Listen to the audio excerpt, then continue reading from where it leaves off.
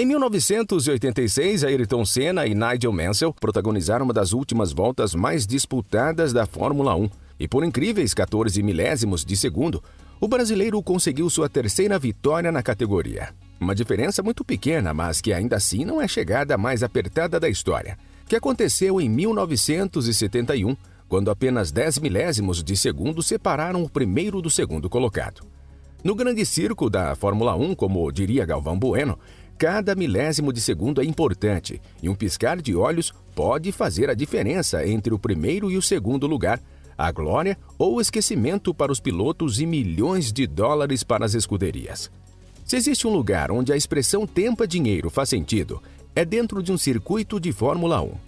Por isso, a cada ano, as equipes investem milhões de dólares no desenvolvimento de carros que possam superar os adversários e garantir alguns milhões extras no orçamento, que podem ajudar a fechar as contas ou garantir um orçamento maior para a temporada seguinte. Mas como alguns segundos preciosos se convertem em milhões? Quais são e quantos são os gastos de uma equipe de Fórmula 1? E será que esse é um negócio lucrativo?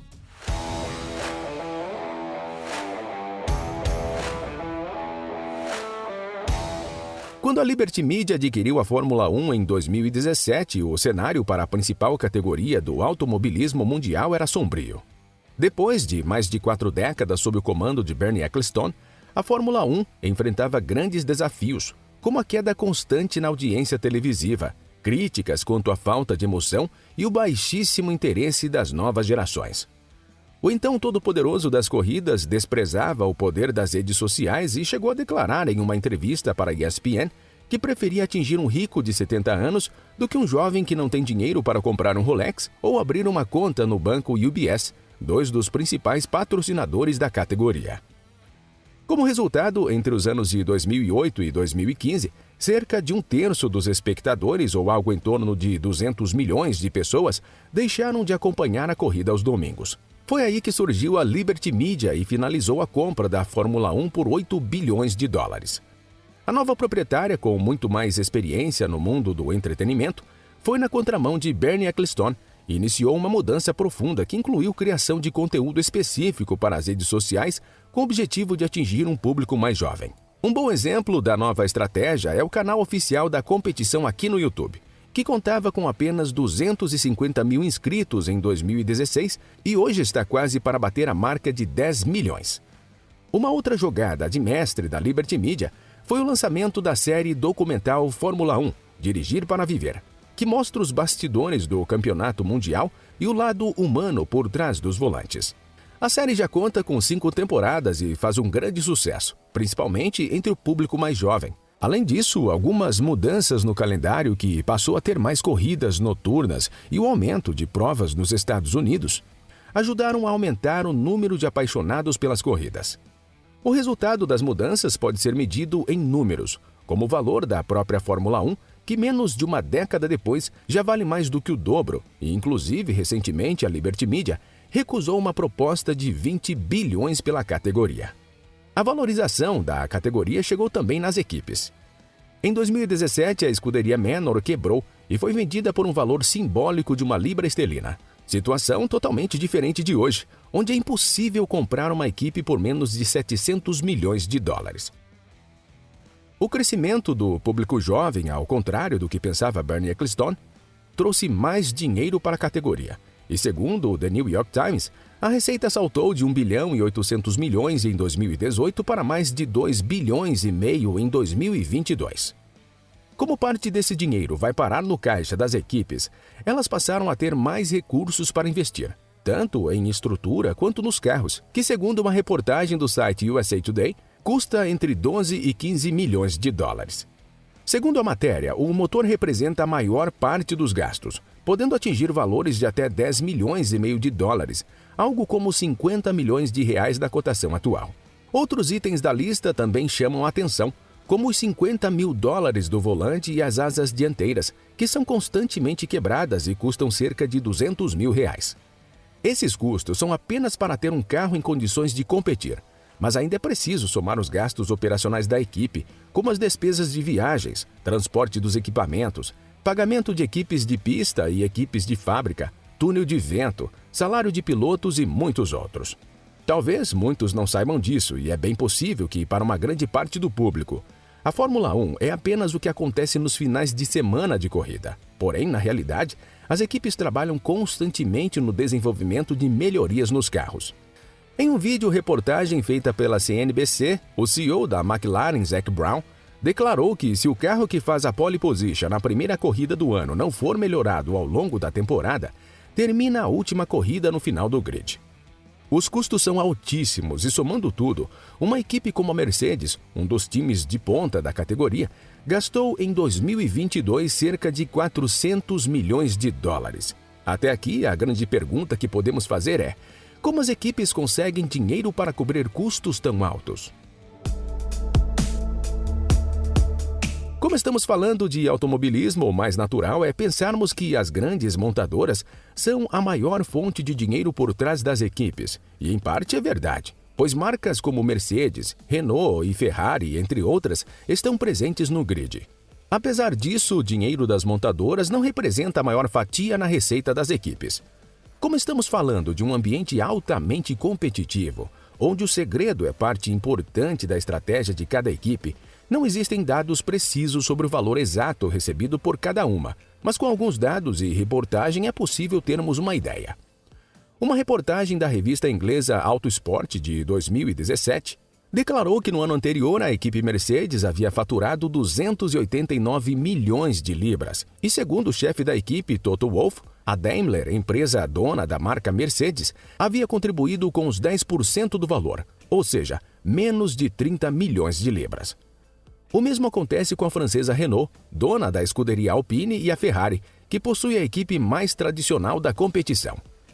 Já aquelas equipes que não possuem uma montadora por trás, muitas vezes recebem dinheiro de seus donos, que podem ser pessoas físicas ou empresas, como é o caso da Toro Rosso, equipe italiana que pertence à fabricante de bebidas energéticas Red Bull. Segundo a revista Forbes, na temporada de 2018, a Red Bull investiu 82,9 milhões de dólares na equipe que atualmente compete com o nome de AlphaTauri. Além da contribuição de seus donos, as equipes de Fórmula 1 encontraram uma forma curiosa e também polêmica de gerar receita, que na prática funciona como a venda da vaga de piloto. Por ser um esporte, o mais comum é imaginar que cada equipe queira contar com os pilotos mais talentosos. Porém, no caso da Fórmula, a capacidade de um piloto atrair patrocínio sempre esteve envolvida na hora da escolha. Nos anos 90, para fazer frente aos altos custos, algumas equipes menores começaram literalmente a vender vagas para pilotos com pouco talento e muito dinheiro. Naquela época, a maioria desses pilotos corriam em apenas alguns grandes prêmios e muitas vezes sequer passavam dos treinos classificatórios. Porém, com o passar dos anos, a venda de vagas se transformou em uma importante fonte de receitas. Entre tantos casos onde o dinheiro falou mais alto que a técnica, o do canadense Lance Stroll ganhou muito destaque, e diversas reportagens apontam que seu pai desembolsou a bagatela de 80 milhões de dólares para ele se tornar piloto titular da equipe Williams na temporada de 2017. Assim como ele, vários outros pilotos que passaram pela categoria na última década foram chamados de pilotos pagantes.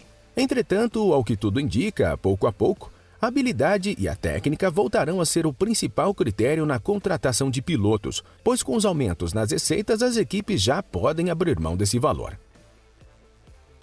Como falei agora há pouco, parte do valor arrecadado pela organização da Fórmula 1 acaba parando no caixa das equipes e é uma das maiores fontes de ingresso para elas.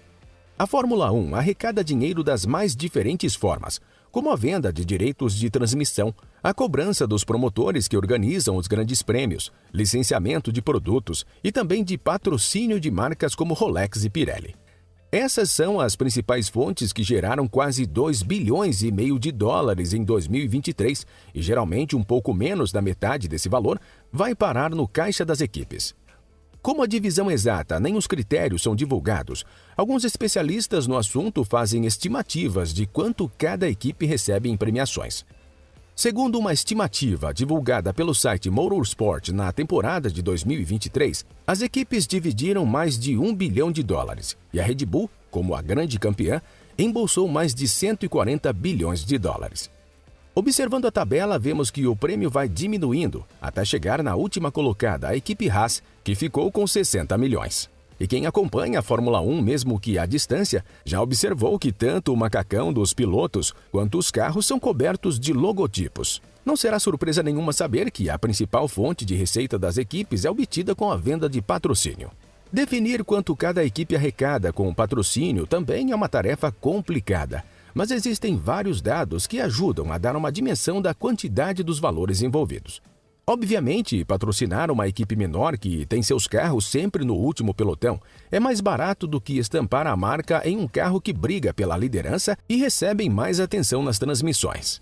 As cotas mais baratas giram em torno de $500 mil, e com essa quantia, a marca sequer aparece no carro ou nos macacões dos pilotos. Algumas empresas escolhem essa forma para gastar menos e poderem se associar à marca. Porém, para conseguir colocar um logotipo no carro, as empresas começam gastando acima de $1 milhão. Para ter um adesivo em um carro de ponta como Mercedes, Ferrari ou Red Bull, as empresas desembolsam entre 3 e 5 milhões por ano. Isso, claro, falando daqueles adesivos pequenos, que quase não se nota durante as transmissões. Para ter destaque em um carro, é preciso desembolsar muito, mas muito mais dinheiro. Segundo a ESPN, a Oracle assinou um contrato de $500 milhões para um período de 5 anos como patrocinadora da Red Bull.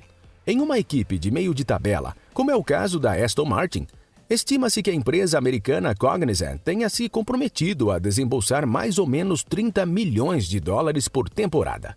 Outro valor conhecido são os $75 milhões pagos anualmente pela petrolífera Petronas à equipe Mercedes. Será que todas essas receitas são suficientes para manter as contas das equipes no azul? Durante muito tempo, obter lucro era possível apenas para as grandes equipes como Ferrari, McLaren e Mercedes, que contavam com marcas fortes por trás e maior participação nas premiações. Tanto que quem acompanha a Fórmula 1 há algum tempo certamente se lembra da quantidade de equipes pequenas que começavam a correr e algumas temporadas depois eram vendidas ou até faliam, como foi o caso da Manor que citei no começo do vídeo. O principal motivo dessa desigualdade era a falta de limite de gastos no desenvolvimento dos carros, que permitia aos grandes times gastarem muito dinheiro para criarem máquinas mais competitivas, o que, por sua vez, permitia melhores posições e, consequentemente, melhores premiações, criando assim um ciclo vicioso. Com a chegada da Liberty Media, mudanças significativas ocorreram e, a partir de 2021, foi estabelecido um limite de gastos igual para todas as equipes. Com o teto para as despesas, as equipes pequenas estão se tornando mais competitivas, o que ajuda no equilíbrio das contas. Assim, foi possível uma equipe como a Alpine desenvolver um carro competitivo, que permitiu à equipe terminar em 4º lugar no Mundial de Construtores e ainda lucrar mais de $30 milhões com um faturamento de 303 milhões em 2022. Se para as pequenas foi bom, as grandes também não têm o que reclamar. E os números da Mercedes ajudam a comprovar isso. A equipe faturou $577 milhões e lucrou 109. Isso mesmo tendo terminado a competição em 3º lugar entre os construtores. Já a Red Bull, campeã desse ano, lucrou pouco, apenas $2,4 milhões, mas existe uma explicação, já que a equipe está investindo pesado na construção de uma fábrica própria de motores em parceria com a Ford. O momento favorável passou a atrair investidores e trouxe dinheiro novo para os circuitos. A Williams, que marcou época conquistando vários campeonatos nas décadas de 80 e 90 e que estava amargando uma fase difícil, foi vendida por $200 milhões para o fundo de investimento americano Dorilton Capital em 2020. E o mais recente investimento em uma equipe ajudou a trazer ainda mais publicidade para o esporte. As estrelas do cinema e da televisão Ryan Reynolds e Rob McElhenney, conhecidos por terem investido na equipe de futebol Wrexham FC, junto com outros fundos de investimento, compraram 24% da equipe Alpine por $218 milhões. Com tanto investimento, os segundos na Fórmula 1 devem continuar valendo muito dinheiro por muito tempo. Se você gostou desse vídeo, tenho certeza de que vai gostar desse, sobre algumas dificuldades que a Mercedes está enfrentando fora das pistas. Muito obrigado por assistir até aqui. Um abraço e até o próximo vídeo.